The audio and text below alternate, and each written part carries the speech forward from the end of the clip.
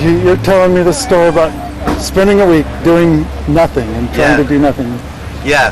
Well, I think what caught your interest was that I was trying to force myself to do nothing. And it was very hard. Very difficult. It's a full-time job just to do nothing, definitely. Since I was trying to do nothing, I decided just to walk around campus, and pretty much every time I walk around campus, I usually run into somebody with something. So I ran into that woman, Nandi, and she was making a spoken word CD. And so she asked me to come down in a couple days and, do a couple tracks. And so I brought some instruments, and I ended up playing on like 5 or 6 of the songs that she was doing. Nandi Crosby, and she's a professor at the university. Yeah. And she's just come out with this album. And spoken word, very, very powerful. And what does she teach? I think she does women's studies. You know what they told me? They wanted this to be. I wait for her and you with the patience of a winter storm while I clench kisses between my teeth. Such a violation, I say out loud to myself. But I asked for you, just as you are, and you came to me with time. Yeah, and then there'll just be more TV, more stuff on TV, more slickly produced. No, it gets slept. It's the substance. You'll have to have producers, 3 or 4 producers working ahead in front of him, lining it up. Yeah. You'll have to get an online personality. Oh yeah, sure. That'll be the next one. Actually, that's what I want to do. I want to put one of the interviews on the web every week. Oh, that's good. Yeah. Maybe start in the next couple of weeks. Thank you. Hey, what's doing? Well, anything I'd like to say is how great Chico customers are. Our farmers market customers, I have sold at over 12 different farmers markets. And my favorite farmers markets would be Dunsmuir, Weaverville, and Chico. They get the friendliest customers, the most loyal customers of those markets. You get to see the same people almost every week at the same time. We've really got really class customers here in Chico. You go to some of the big markets, and boy, it's no fun at all selling at. Is this the real? And you've got a little bit of history with the farmers markets. I started farmers marketing in 1975 when it was illegal. The POP up in Reading, People of Progress in Reading, started a small farmers market in Park Marina parking lot in 1974. I joined up with them in 75. In the winter of 75, we left the POP organization and started our own Shasta Growers Association. We put in we put in input to the law formation that formed the first legal farmers markets, or I would say legal new generation farmers markets in 1975. How did that legislation come about, do you know? Well, what happened is every small town in California had farmers markets up to the 1940s, early 1950s. Almost every town had one. But what happened is during the Depression, so much fruit couldn't be sold that they started packaging laws in California and quality laws. And these laws were only made up so that a high percentage, 20, 25, 30% of fruit couldn't be sold. The packing sheds had to dump them off, mostly plowed under. And so for years, you couldn't sell apples unless you had those apples graded and in a box that's made specifically for apples, with apples listed on it, etc., etc. And what happened in 75 is we got the state to drop for certified farmers markets that we could use any box for our produce. That our boxes didn't have to be put in standard containers. That now we could use any box, which is now they've cracked down a little bit on that. On what? On the boxes. Like we can't use any box that has a label for anything else. Like we can't use a banana box to sell potatoes in. If it says I bananas on haven't it, heard we that can't. one because I've got set of laws and it still says I can use any box. No, you have to have it covered now. Did you Oh, read you have to have it covered? read my essay? You can use the box, but you can't. Oh, they've added something new? Oh, Well, as I said, the government always tries to get back into things. But the thing is, we can just use any box, tape it over, newspaper it over, and that's a big savings. I come from a Mennonite family in the Reedley-Dinuba area, and I have cousins that, one cousin that has 6,000 acres and peaches and nectarines. And in the box alone, as I did in my article a couple weeks ago, the box alone, time you put the lid and the inserts and everything in it, he's got $2 to $3. It costs them about $7, $8 to have the peaches picked, put in the boxes and in the back of the truck somewhere before they even start to pay for their orchard, before they pay for their water, before they pay for anything. And those boxes are grocery stores. They can't be recycled because they're mixed. They've got particle board, nails, paper, wood in the boxes, and plastic in the wrappers. They just throw all those in the crusher, goes to the landfill. The nice thing about us is we get to reuse our boxes week after week after week. Save a lot from going in the landfill. yeah. A big savings is the fact that we do reuse here at the farmers market. Our egg people reuse egg cartons. They have to put their name on their used carton and black out the other name. But we're able to reuse things that unfortunately the big commercial guys don't get to do, and it costs them a lot of money. The poor big commercial guys have it tough because they do have to spend so much on boxing that most of it doesn't even get recycled. Your wax boxes can't be recycled.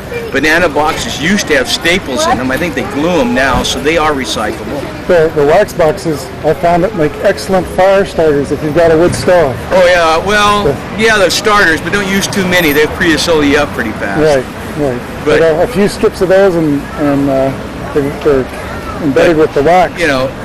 Unfortunately, the traditional produce is a real heavy trash. Tremendous amount. What you buy in the grocery store is producing a tremendous amount of trash. Plus, the average produce sold in the United States has traveled 1,200 miles. So, when you buy... What would you say the average is for the Chico market? Just guessing. 15 miles.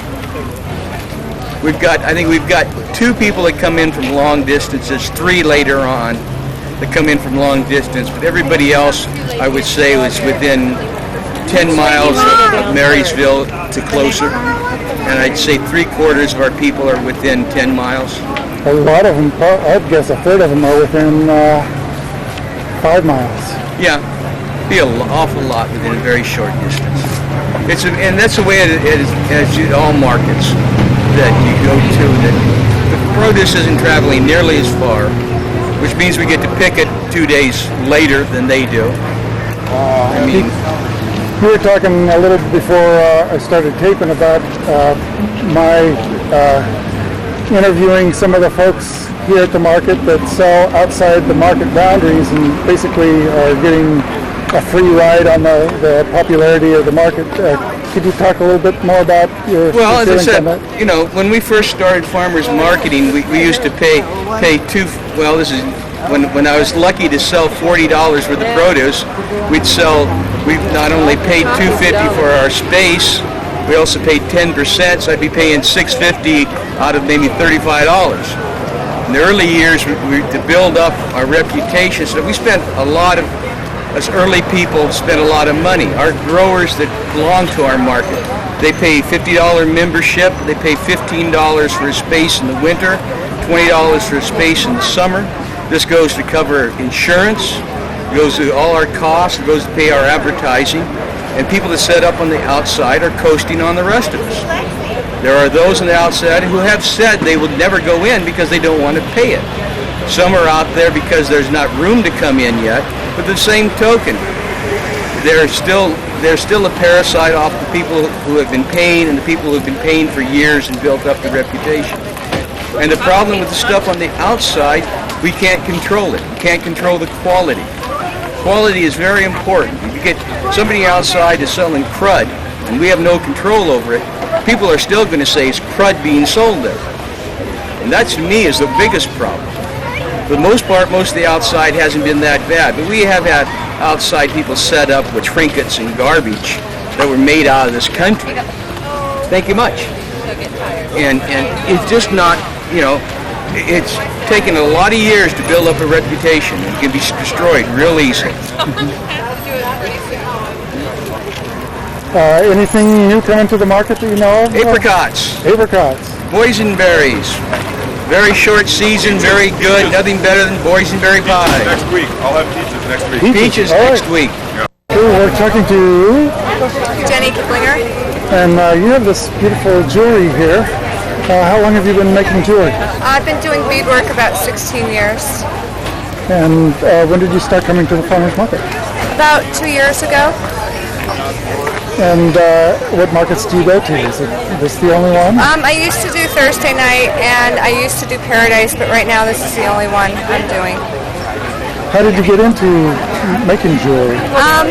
I actually started, I used to go to Grateful Dead shows a lot, and I had a little backgammon board and used to walk in the parking lot and had a lot of friends that did beadwork and we used to teach each other stuff.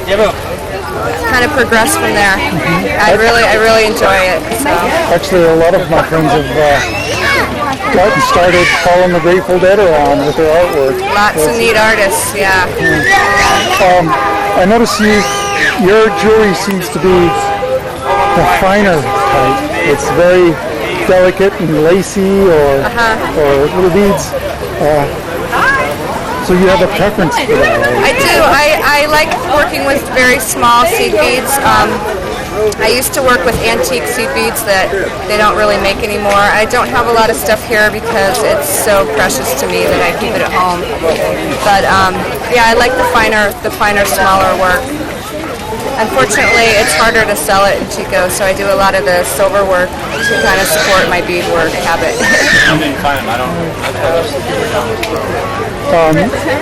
And you've been selling here for 2 years. How have you found it? Has it worked good for you? It's worked pretty consistently good. I really just like the community and the connections I've made here.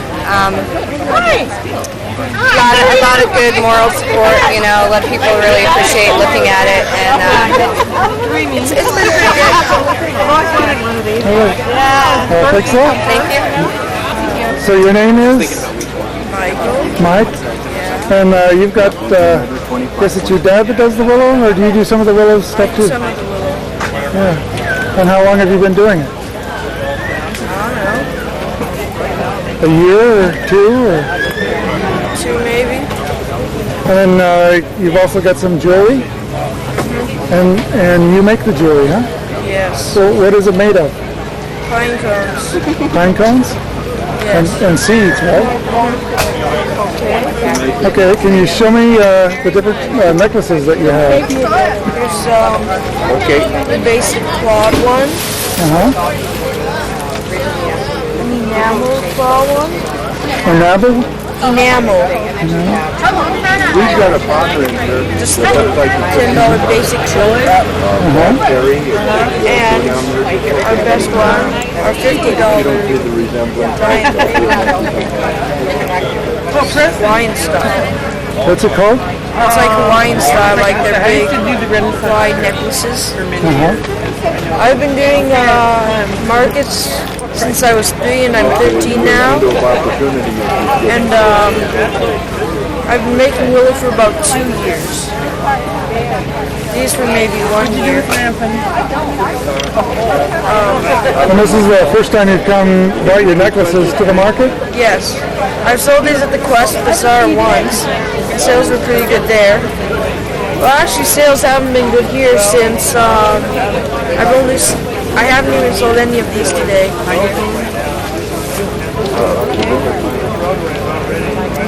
But sometimes it takes a little while for sales to get it. But tell me a little bit about your willow work. Ignore the price on It's that. sort of hard because sometimes you have to bend the willow. Here in this heart one, I didn't make this one, but there's a lot of intricate bending that you have to do. So you have to do that when the wood is green? What's the Yes. price tag say on that one? Or it'll just be brittle and snap. Okay, well, thank you very much. We're talking with Selene, who's a local masseuse and, well, I guess, body worker. Well, what do you call yourself? A body worker. And you've been a patron of the farmers market for a long time. Since the beginning. Yeah. You've been involved in health because of your body work, health work Yes. for a long time. And you've made a couple trips to China Two. to study. One 8 years ago and then one last fall in September. How long altogether have you spent in China?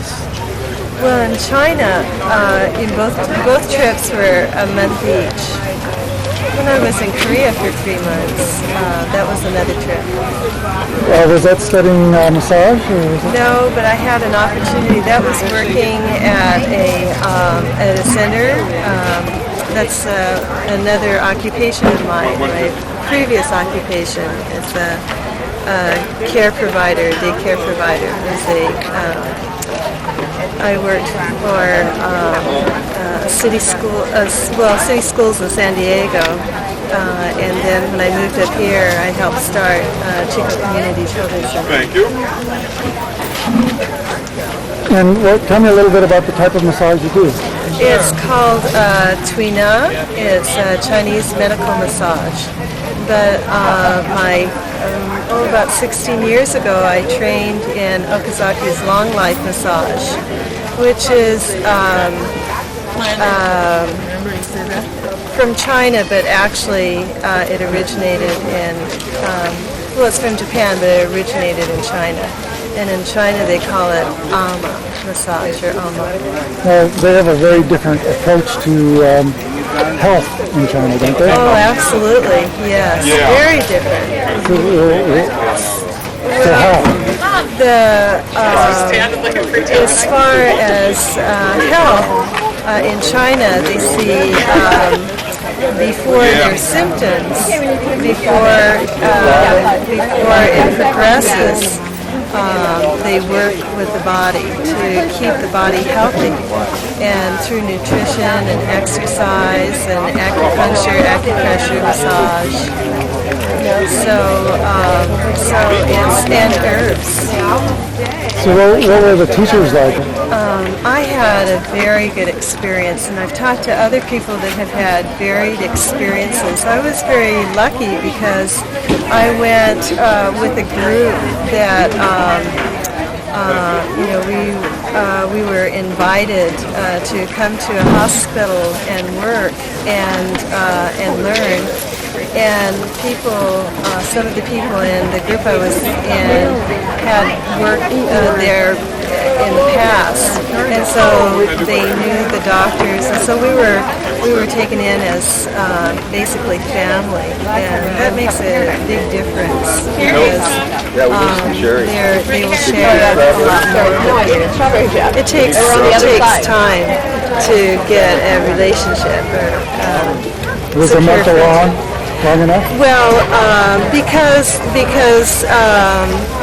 of the prior communication and trust, yes, we were totally accepted. And it's very different because the doctors in China, in my experience working with them, doctors and interns and nurses, you can't really distinguish because they cooperate and work together so beautifully. So there isn't the hierarchy that we see here. Well, what was the problem? Did you have any problems with the language barrier? I'm sure there were some. You don't know Chinese. No, but there wasn't. Very fortunate because English is a universal language, and if the doctor, there were many doctors I worked with that didn't speak English, but there was an intern or a nurse, if not the doctor, that did speak English. So there's always someone around that I could, if I had a question, that I could ask. And for this work, it's touch, and much of the language is nonverbal communication. So the doctors would have me work right along with them. So it was a marvelous way to be educated. Is there any experience that stands out, above the others during your trip? Well, on the second trip, yes. I had the third day I was there, I experienced failure in my body. I had ended up in the hospital as a patient. So I experienced being in a Chinese hospital.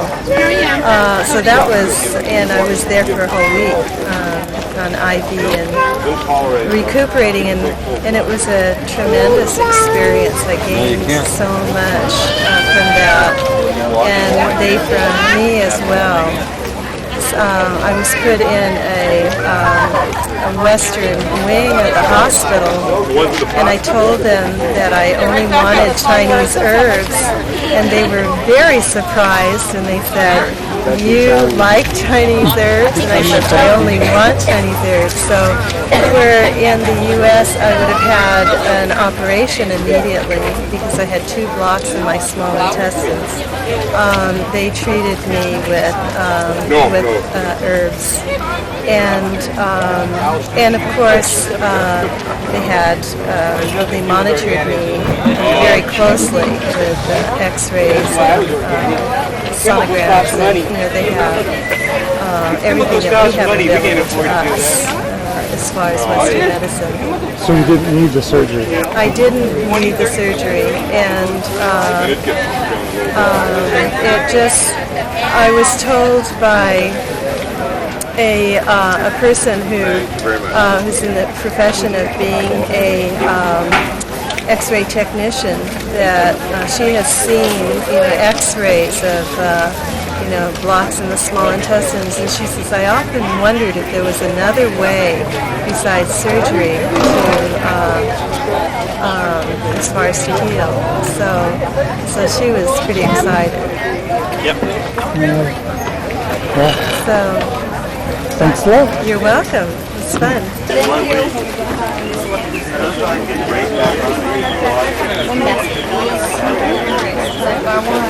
Right here.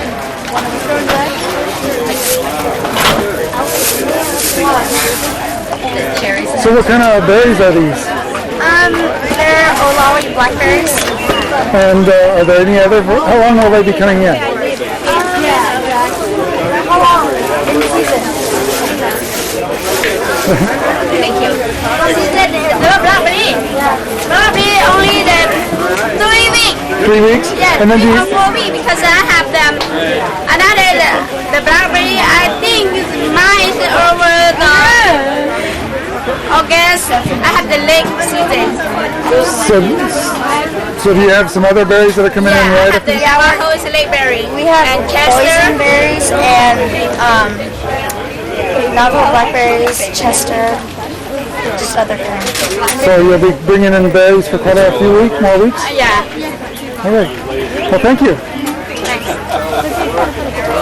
How much for like one of these? You're new here to the farmers market. Yeah, this is the first time I've ever been here. I really didn't expect to do a lot of work today, but I sure am passing out a lot of cards and meeting everybody. How long have you been doing this business?